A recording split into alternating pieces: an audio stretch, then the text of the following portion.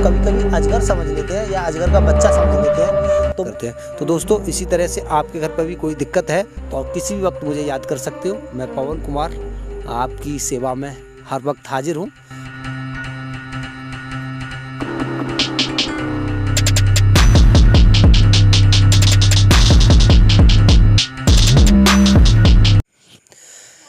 Hello नमस्कार दोस्तों, स्वागत है आपका यूट्यूब चैनल पवन कुमार स्नेक हैंडलर में। तो दोस्तों, आज हम आए हैं गांव कंसिंगपुर।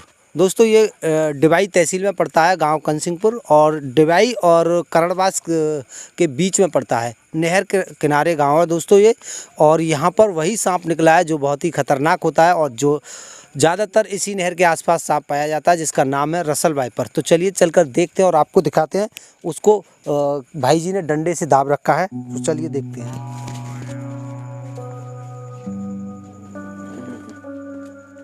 ओहो, अच्छा अच्छा अच्छा, चलो चलो चलो चलो शांत हो।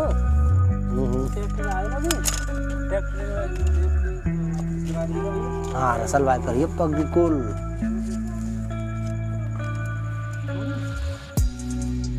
छोड़ दो। मैं तो स्टिक देंगे मेरी।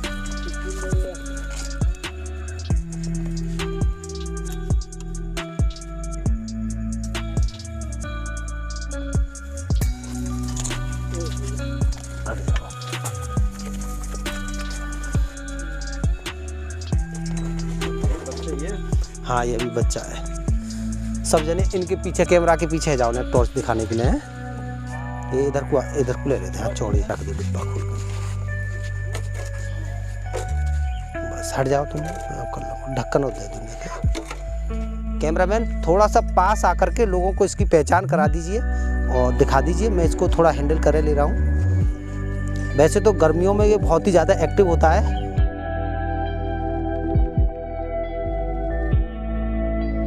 देखिए, इसका अटैक करने का स्टाइल बहुत ही ज़्यादा तीव्र रफ्तार से होता है। कैमरामैन इधर से आकर के लीजिएगा।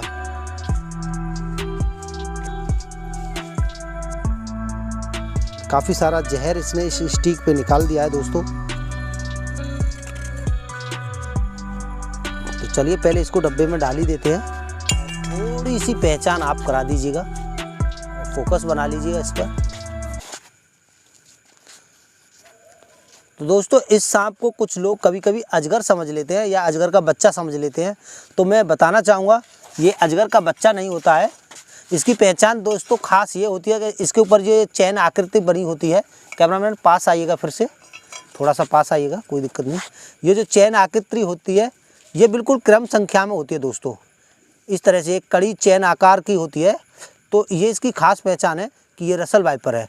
और दोस्तों, जो रॉक पाइथन होता है, अजगर होता है, उसके ऊपर ये क्रम संख्या में ना होकर के जगह जगह कहीं भी हो सकती हैं। और दोस्तों, उसके ऊपर बहुत ही ज़्यादा चिकनी और शाइनिंग जो है होती है। उसकी स्किन जो है बहुत ही ज़्यादा चिकनी और चमकदार होती है। ये बहुत ही रूधड़ा टाइप का होता है, खुड़खुड़ा टाइप का होता है। इसके ऊपर ये जो होते हैं, इसके ये पंख होते हैं, बाल होते हैं, जिनको ये किसी भी वक्त हिला सकता है और उड़ा सकता है। इसकी ये फुर्री भी लेता है दोस्तों। तो इसकी ये खास पहचान है कुछ, और इसकी कुछ विशेषता है, वो भी मैं आपको बताने की कोशिश करूँगा। उससे पहले इसको हम डब्बे में पैक कर लेते हैं।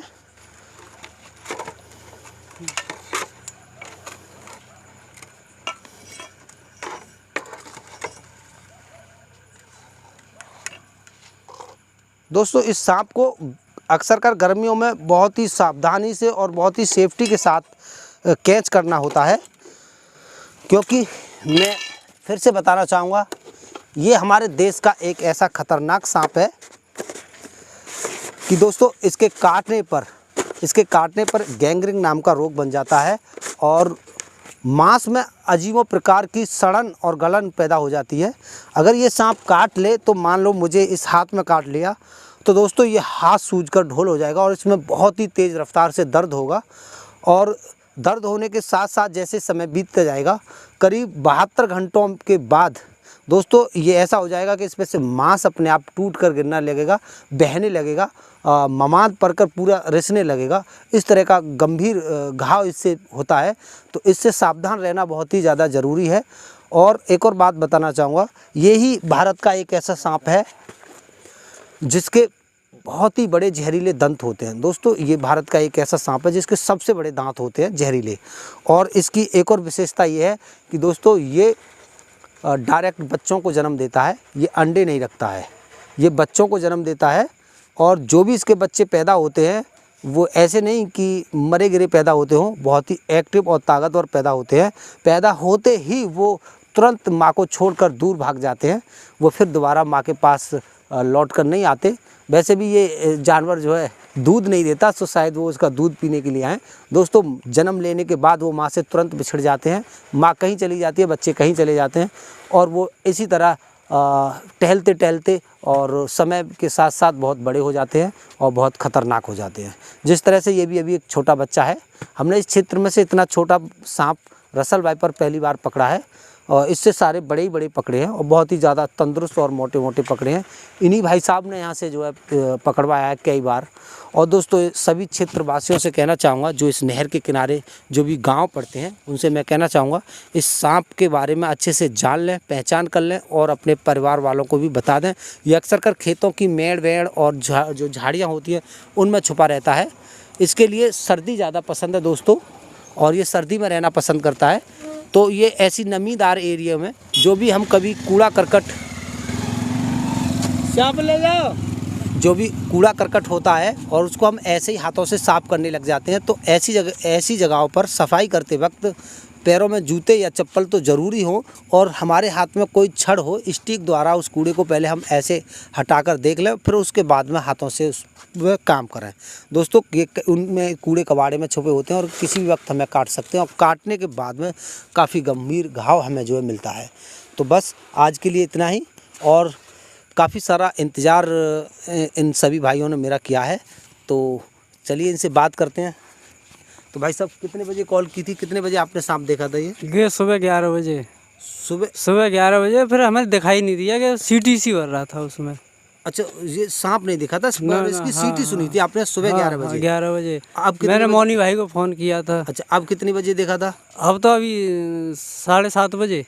7:30 बजे। हाँ। और मेरे पास कॉल कितने बजे की थी? मैंने भाई साहब आपको कॉल की थी करीब 3 बजे दिन में। 3 बजे? अच्छा, तो जब आपने नंबर रिसीव नहीं किया। हाँ, तब मैं बिजी तो था। आपका स्विच ऑफ भी जा रहा था दिन में एक बार। एक नील गाय थी, उसके चोट लग गई थी, तो हम उसको जो है उसके उसमें लगे हुए थे। अच्छा। हाँ, तो अब कितने बजे की थी आपने? तो भैया ने 7:30 बजे मुझ पर कॉल किया है, मैंने आपको किया है। अच्छा, तो आपने अब क्या टाइम हो गया? और अब इतना टाइम हो रहा है कि अब 10 बज रहा है। हाँ, तो करीब मैं 2 या 2.5 घंटे के भीतर आ गया। हाँ। तो दोस्तों रात के 10 बजे हुए हैं, करीब 2.5 घंटे इनको मेरा इंतज़ार करना पड़ा है। और दोस्तों हो भी जाता है, क्योंकि अभी एक महिला को सांप ने काट लिया था। मैं करीब 7:30 बजे आपने कॉल की थी, मैंने आपसे क्या बोला था कि भाई मैं तुरंत मोदीपुर गांव जा रहा हूँ। हाँ, अभी निकल रहा हूँ। पहले तो मैंने यही सामने काट लिया है, तो मैं वहाँ से तुरंत आता हूँ। तो दोस्तों मैं इनके यहाँ को निकल ही रहा था, तभी एक कॉल आ गई कि एक महिला को उसने काट लिया है, तो ज़रा आकर एक बार चेक कर लें। तो दोस्तों हम फिर इनके यहाँ से रुक करके थोड़ा उधर चले गए, तो वहाँ हमारा करीब आधा घंटा या पौन घंटा करीब ख़राब हो गया। तो वहाँ से लौटने के बाद हालांकि उनको किसी सांप ने नहीं काटा था, किसी नॉर्मल कीड़े नहीं काटा था, और उनके अंदर जहर नहीं था, लेकिन वो डरे हुए थे लोग।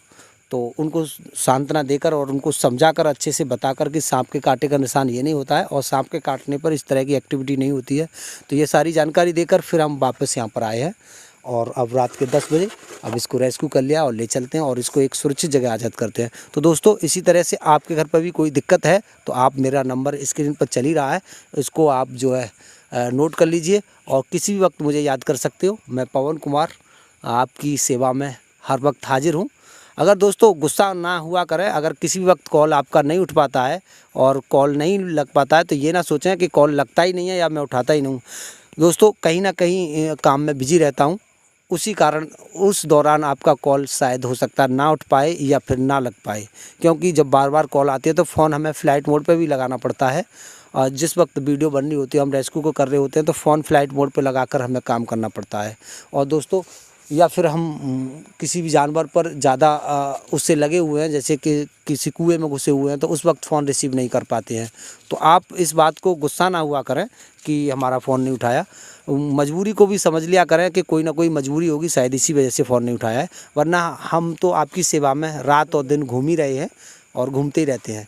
तो थोड़ा कोऑपरेट करिएगा और किसी भी बात पर गुस्से में इन जीवों को ना मारिएगा। अगर मेरी कॉल नहीं उठ पाई तो ये नहीं कि यार नहीं आ रहा तो कोई बात नहीं, इसको हम मार देंगे। अभी ये किसी ने कॉल पे मुझसे बोला था यहीं पर कि भाई साहब नहीं आ रहे हो। हाँ, तो अंकल जी बता रहे हैं कि अगर नहीं अब तो राख बनाई थी सारे को, मैं तो अच्छा राख बना देते इसको। और का तो दोस्तों अरे यार रोटी 10 बजे और आदमी 8 बजे रोटी का 7 बजे रोटी खा ली तो काम का आदमी हारत होगा और क्या करे। वो तो है, यहाँ तो 7 बजे लेकिन इस तरह से सांपों पर अत्याचार ना करें, इनकी प्रजाति। ये अच्छा चल रहा है, बाकी धामन ना है। अच्छा हाँ बाकी और ना कोई। अच्छा इसका चलो ये तो आपने कह दिया, इसके फायदे मालूम है आपको? इसके फायदे क्या क्या हैं? ये जहरीले सांप हैं, ये हमारे लिए कितने फायदेमंद है इस चीज का? वैसे अगर एक हमारे यहाँ हमारी छप्पर उसमें लिख रहा था बिटिया की छत पे, ठीक है ना। हाँ। और बिटिया की छत पे हमने एक वहाँ का कर्णवास का बरुआ बुलाया, जो गांव में वो खेल करते हैं, वो मोटे वाला। अच्छा नाथ। हाँ। बोला इसको नहीं पकड़ सकता मैं की। बोले क्यों? कि क्यों का आगे तो काटते 10 मिनट बाद आदमी बचता ही नहीं है। ऐसा सांप था? हाँ ऐसा ही था बिल्कुल सेम। अच्छा लेकिन बहुत मोटा था वो, इससे तो 3 गुना बड़ा था। तो सपेरे ने मना कर दिया था? उसने सपेरे ने मना कर दिया कि इसको मैं पकड़ूंगा नहीं, इसको मार सकता हूँ, डंडा ले आओ। और डंडा ही लाए, मारे भी, मार आई और वो पकड़ा ही नहीं वो। और मार मूर के कंडन में जला दिया वो। एक भाई हमारा हमें कह रहे हमसे अगर कोई काम नहीं होगा तो हम मना कर देंगे, लेकिन हम मारेंगे नहीं। किसी भी जीव को हमें मारने का कोई अधिकार नहीं है। हमारे बड़े बूढ़े सोते हैं ना इसी में। वो बात ठीक है, देखो डर तो है यार, लेकिन थोड़ा आप बहुत अच्छा किया जो आप सभी लोगों ने। तुम्हारा जब फोन आ गया ना कभी अकर पास पे, तो मैंने क्या खाटो को शेरो धरते पल्लम, कोई टेंशन ना आया ना तो आई रहे। हम तो 1 मिनट में सबसे पहले आपको थूथड़ा कुचल दो, काट भी झंझट ही खत्म। तो दोस्तों इसी तरह से लोगों में कभी कभी गुस्सा होता है तो वो इंतजार नहीं करते और मार देते हैं। तो सभी से हाथ जोड़कर रिक्वेस्ट है, थोड़ा सा मेरा इंतजार कर लिया करो और मारे नहीं, आप भी पाप से बचोगे और इन जीवों की भी जान बची रहेगी। तो चलिए दोस्तों चलते हैं, गुड नाइट और फिर मिलते हैं कभी। हाँ, तो भाई साहब पूछ रहे हैं कि इनकी अच्छाई, ये जहरीले सांप हैं तो ये कुदरत ने किस लिए बनाए हैं और इनका काम क्या होता है। तो दोस्तों मैं आपको बताना चाहूँगा और सभी के लिए बताना चाहूँगा कि ये जहर जो आता है, आप सोचते होंगे जहर इनके अंदर खाने से बनता है या ऑटोमेटिक है, कैसे आता है इनके अंदर जहर? हाँ, तो भाई साहब का सवाल है, नोट किया जाए। हाँ, तो कैसे आप बताइए? ये वायुमंडल से जितनी भी पॉल्यूशन होती है उनके अपनी सांसों के द्वारा वो एब्जॉर्ब करके उसे स्टोर हो जाता है इनके अंदर। तो बिल्कुल राइट सवाल है। दोस्तों ये जो सांप होते हैं जहरीले, इनके अंदर कुदरत ने एक ऐसा फिल्टर दिया है कि जितनी बार सांस लेते हैं इतनी बार ये जो गंदी जहरीली गैसेस होती हैं, जो नदी नाले में से जो उगलती हैं, नालियाँ में जो सड़ान मची हुई है, उस सड़ान से जो गंदी जहरीली गैस जो निकलती हैं वो हमारे वातावरण में फैलती हैं। तो दोस्तों ये गंदी जहरीलों का शोषण करते हैं, उनको लेते हैं, ये फायदेमंद है। और उस जहरीली गैस को अपने अंदर एकत्र करके दोस्तों ऑक्सीजन के रूप में रिटर्न में ये वापस निकालते हैं और जो गंद जहरीली होती है उसको ये अपने अंदर गंद को रख लेते हैं, जिससे इनके अंदर जहर उत्पन्न होता है।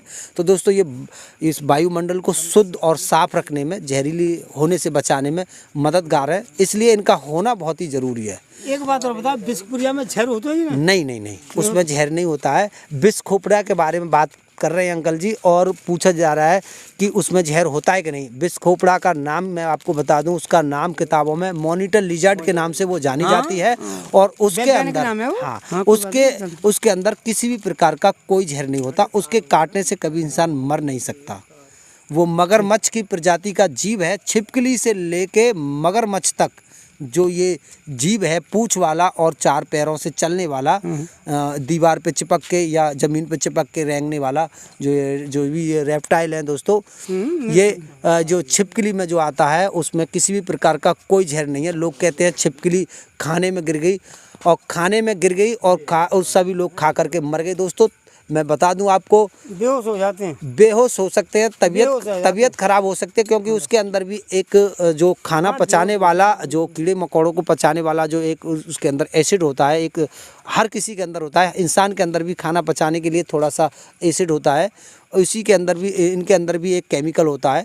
तो वो जब गर्म खाने में गिर जाती हैं और वो खोलकर उस खाने में मिल जाता है, तो वो आपकी तबीयत खराब कर सकता है, ना कि आपकी जान ले सकता।